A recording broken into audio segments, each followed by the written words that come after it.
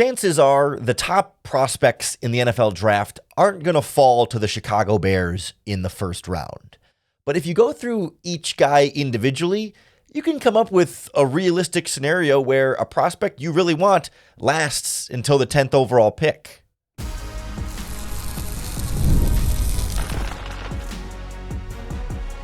You are Locked On Bears, your daily Chicago Bears podcast. Part of the Locked On Podcast Network, your team every day. This is Locked On Bears, and I'm your host, Lauren Cox. I'm here to bring you your daily, in-depth Chicago Bears news and analysis. You can follow me on Twitter at CoxSports1, and you can follow the podcast at Locked On Bears on TikTok, Instagram, Facebook, Twitter, and of course the Locked On Bears YouTube channel, where you can keep up with all of our video podcasts as well. Thanks for making Locked On Bears your first listen today. We're part of the Locked On Podcast Network, your team every day. Today's episode is brought to you by Gametime. Download the Gametime app, create an account, and use our promo code LOCKEDONNFL for $20 off your first purchase. On the show today, I want to go specifically into what it would take for some of the top draft prospects to realistically fall to the Chicago Bears with the 10th overall pick. So Abdul Carter from Penn State, not going to fall to the Bears at 10. Travis Hunter, not going to fall to the Bears at 10. But Mason Graham from Michigan, or running back Ashton Jeanty from Boise State, or some of the top offensive line prospects like Will Campbell or Armand Membou, maybe a little bit more in reach. And we'll take a closer look at what that could look like on draft day. Let's start with Mason Graham specifically, because I think he's the one who feels most out of reach and least likely to make it to 10. And yet, if you play with any of the online mock draft simulators that go through picks for every team and then put you on the clock for the Bears, sometimes when you go through a simulation, Mason Graham is still there at 10. Doesn't happen very often. I don't think of it as very likely, but there is some logic and some potential path there for somehow the other top 9 teams picking before the Bears to let someone like Mason Graham go. And I think with Graham in particular, it's tricky because, if he gets past, 5 or 6, he seems like the kind of player that other teams might then try and trade up to get. Like, once he starts falling, is he going to fall all the way to 10? Realistically, probably not. But let's look at what that could look like. How might he start falling? And I think there's a couple of key factors in here. First of all, things change quickly if Colorado quarterback Shedeur Sanders goes in the top 3 of this draft. We talked about him, I think it was earlier this week or late last week, about him as a wild card that can reshape what prospects are available for the Bears at 10. And if that quarterback comes off in the top 3, then that means either Abdul Carter or Travis Hunter then makes it to number 4 for the New England Patriots. Presumably, the Patriots would take either one of those 2 guys if they make it to 4, and then that frees up whatever player the Patriots might have taken in that spot, whether it was one of the top offensive linemen, whether it would have been potentially Mason Graham himself, whether it's Ashton Jeanty or Tyler Warren. The Patriots are kind of a wild card here that could take any of the players the Bears might be interested in. But if the Patriots then take the other one of Abdul Carter or Travis Hunter, whoever falls out of the top 3, then that leaves the Jaguars with a whole open gamut to go offensive line if they want to go running back if they want to go tight end if they want to. They've got room to add at pretty much any of those positions. The Jaguars are the big team that everyone is expecting to take Mason Graham for one reason or another. They have the big need on the defensive line, and everyone seems to think they're the team that's going to take him. But if the Patriots get one of those top 3 prospects and leave the entire board open to the Jaguars among everybody else, they could be convinced to go in another direction there. And then if Mason Graham gets past the Jaguars at 5, it becomes even easier from there to try and figure out how he gets down to 10. Because if you look at the other teams picking after the Jaguars at 5, the Raiders could use some interior defensive line help. Any of these teams picking after them could potentially want to just add a good player at that position. But we think about the Raiders being a team that could go with a running back like Jeanty or a quarterback like Shedeur Sanders if he doesn't go in the top 3, or even a wide receiver like Ted McMillan or a defensive back. So a lot of different directions the Raiders could go there. The Jets don't necessarily need a big investment in the defensive line. They have Quinnen Williams. They have Will McDonald. They just used a first-round pick 2 years ago. On the edge, they got Jermaine Johnson, also a first-round pick. They've invested a lot in that defensive line, and maybe they look at it and say, we don't necessarily need to use another first-round pick on another defensive lineman. Same kind of conversation, I think, for the Carolina Panthers, who gave Derek Brown that big contract. They have Jadeveon Clowney. They signed Tershawn Wharton to a huge deal from the Kansas City Chiefs. They put a lot of money into that defensive line as well. Do they have to get somebody like Mason Graham? Not necessarily. And then even the Saints, right?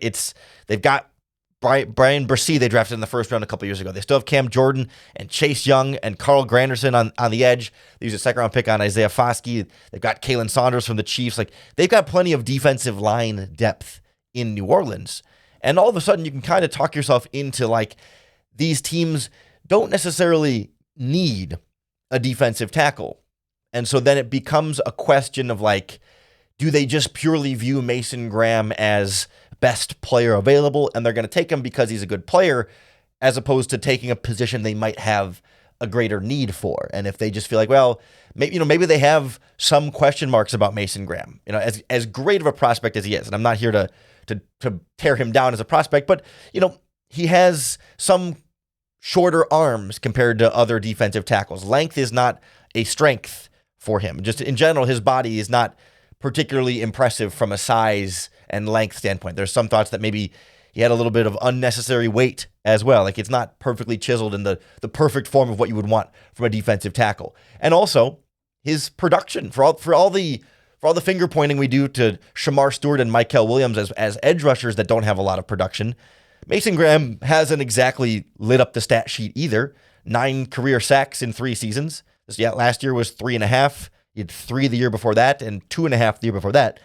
I'm not saying Mason Graham's not a great prospect, but you could see where if individual teams will have different scouting reports on this player and value different things from defensive tackles, if you're a team like the Saints or the Panthers or the Jets or whoever, and you say, we don't really need a defensive lineman, and we do have some questions about his length and about his sack production, so we would rather go with a player who we also think is good, but doesn't have, but fills a need for us and is close enough to best player available. Also, you can start to talk yourself into, okay, so, say the Patriots get Travis Hunter, so then the Jaguars take a defensive back, or maybe take an offensive lineman there, say they go Will Campbell at 5, and then the Raiders take Ashton Jeanty, and then the Jets take somebody like Armand Membou at tackle, and then maybe the Panthers go Will Johnson, the cornerback from Michigan, and then the Saints go Tyler Warren from Penn State, and all of a sudden,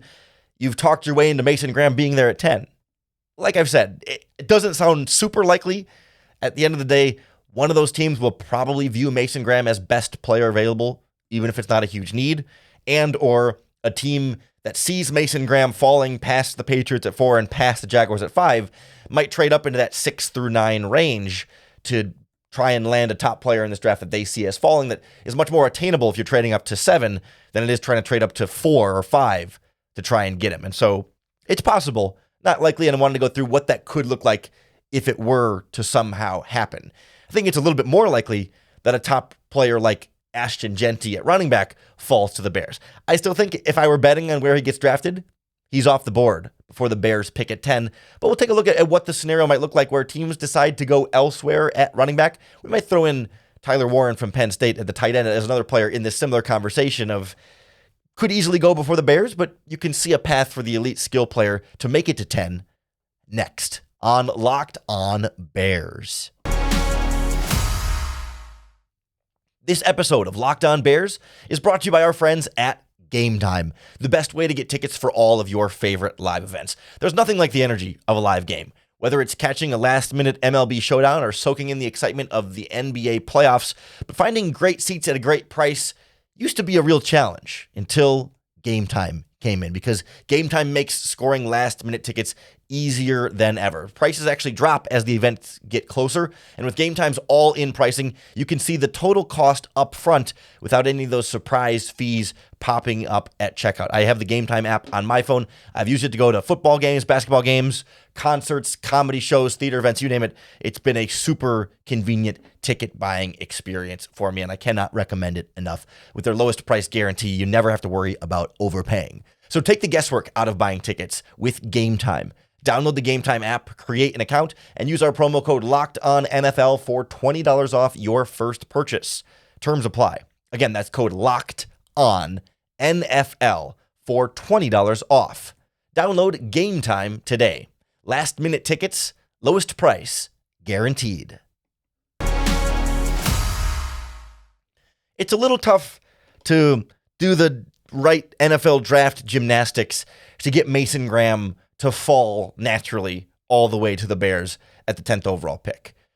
It's a little easier to find that path for Ashton Jeanty, but I do still personally believe he's the type of running back prospect that won't make it to 10, but he'll get a lot closer to 10 than Mason Graham. I think Graham probably doesn't escape the top 5. The Patriots at 4, the Jaguars at 5. One of those two teams is going to take him, or trade down with someone who's going to trade into the top 5 to take him.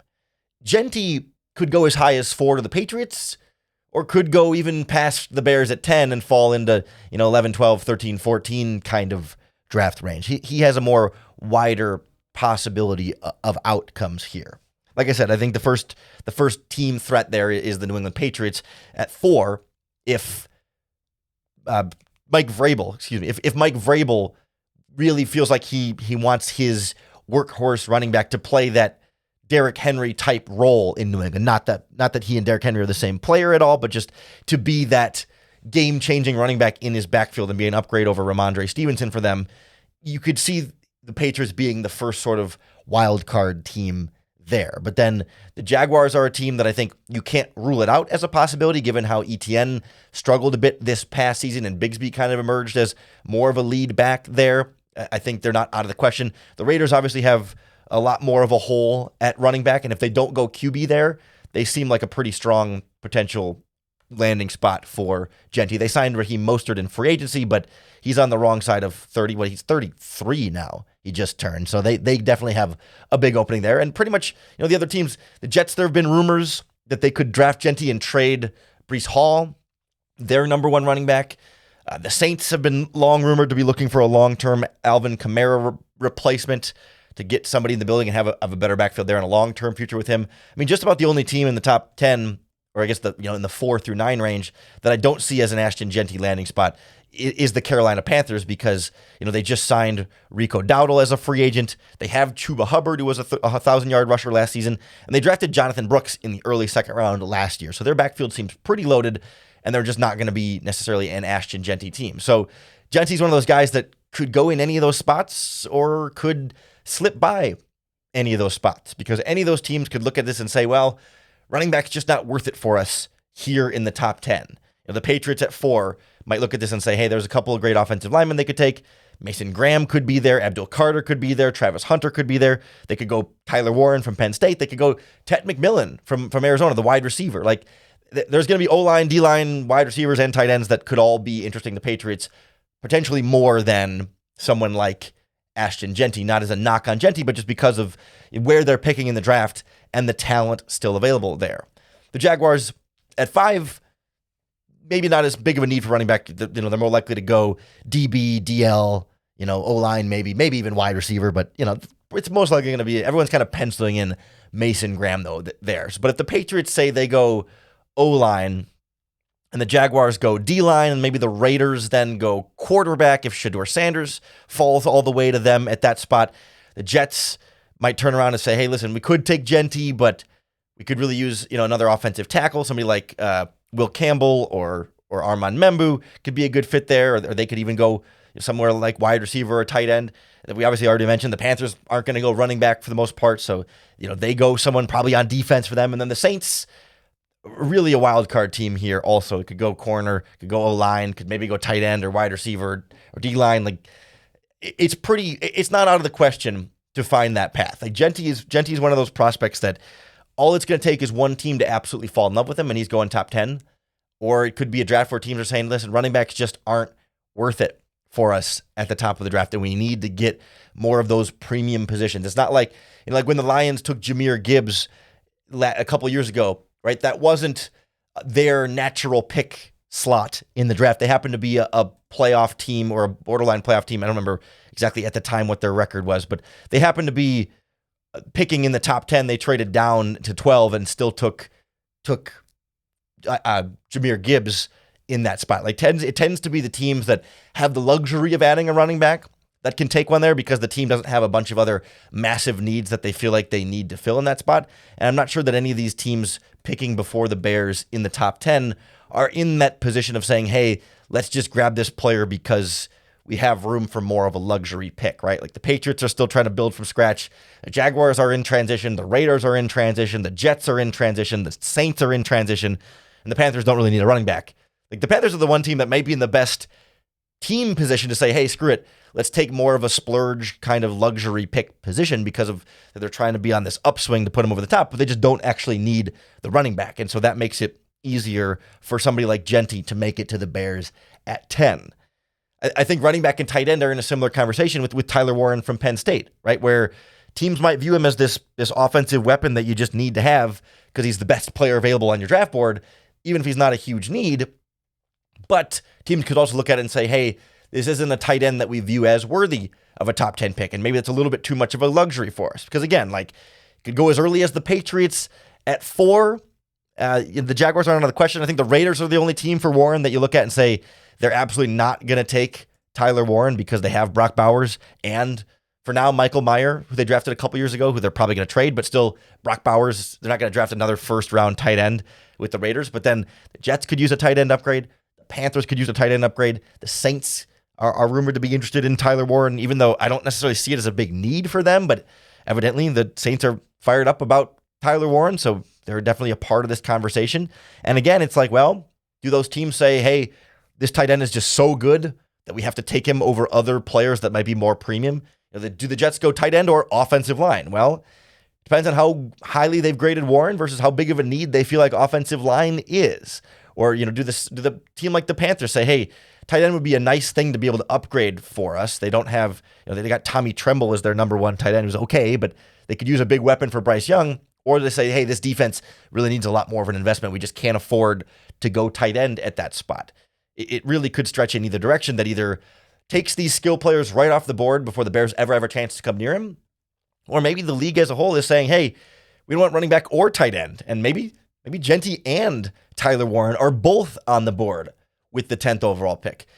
I do think given their status in a draft class that is otherwise underwhelming, I think the league will more broadly view Jeanty and Warren as among the top 7 or 8 prospects in this draft and in a separate tier from a lot of these other guys. And so they will be, I'm guessing that the allure of them being best player available will outweigh concerns about positional value or other team needs.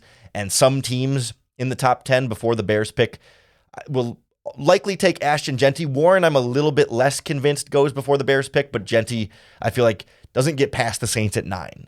Somebody takes him in the top 9 or somebody trades up for him in the top 9 before the Bears are on the clock. Warren is more of a coin flip for me as to whether he's there or not, because I don't know that there's as much consensus about him being the number one guy and as much consensus about him being like this guy that you got to have, as opposed to like the tight end class having a lot of other guys you like and Colston Loveland being in that conversation for some teams as potentially the number one tight end ahead of him in this class. So that to me is where the skill position players are difficult to predict. I think the opposite is true for the offensive linemen, specifically Armand Membou, but Will Campbell in that conversation as well, where it's like there's no doubting the positional value there and the number of teams that need them. And so it's a question of, do both come off the board before the Bears pick, or can one slip through? We'll look at what scenarios might work out for the top offensive linemen to make it to the Bears in the NFL draft next on Locked On Bears.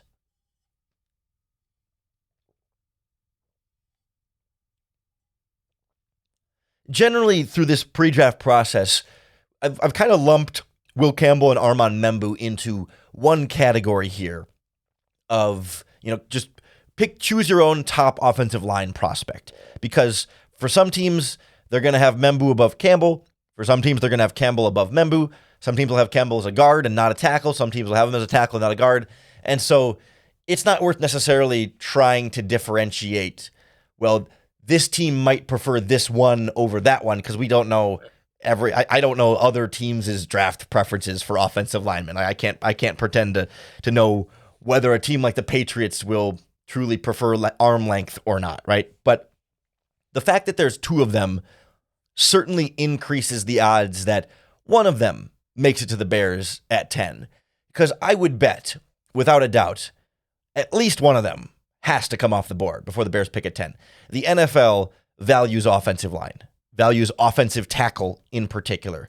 And whenever there are top 10 caliber players on the offensive line, like, those are not the kind of players that enter a free fall. And more often than not, offensive linemen are the prospects that go earlier than we think they might. You think back to last year's draft. Joe Alt goes number 5 to the Chargers. He wasn't going to fall down to where the Bears were at 9. But then I thought it was a little bit of a surprise when Alabama offensive tackle J.C. Latham went to the Titans at 7.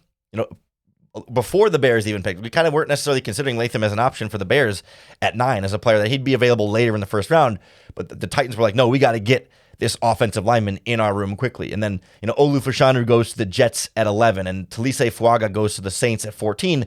And you had 4 offensive linemen in the top 15 of last year's draft. You can even go 2 years ago when the Bears took Darnell Wright. You had Paris Johnson go 6, Darnell Wright goes 10, Peter Skoronski goes 11, and Broderick Jones goes 14. Again, 4 offensive linemen in the top 15 of that draft as well.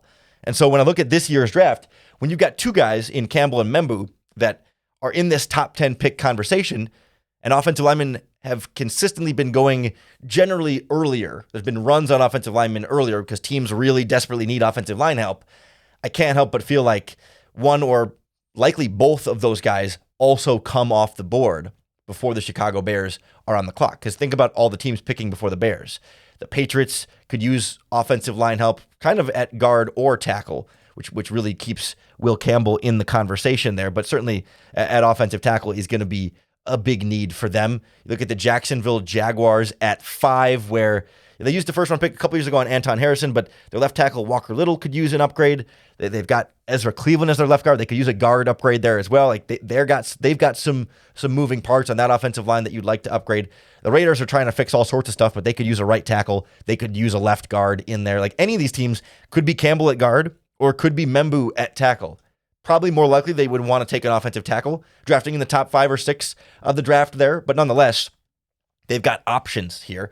Same thing for the Jets, who, they've got a 4th round pick slated to start at right tackle. They used the offensive line 1st round pick last year on Olu Fashanu, but there's talk about whether they might move Elijah Vera Tucker from guard to tackle. So they've got some flexibility to go maybe guard or tackle there. And I again feel like the Panthers are the one team that might not be as big of threats for either of these offensive linemen, because they've got Ikwonu as their left tackle. They drafted in the 1st round a couple years ago. They've got Taylor Moton still as their right tackle.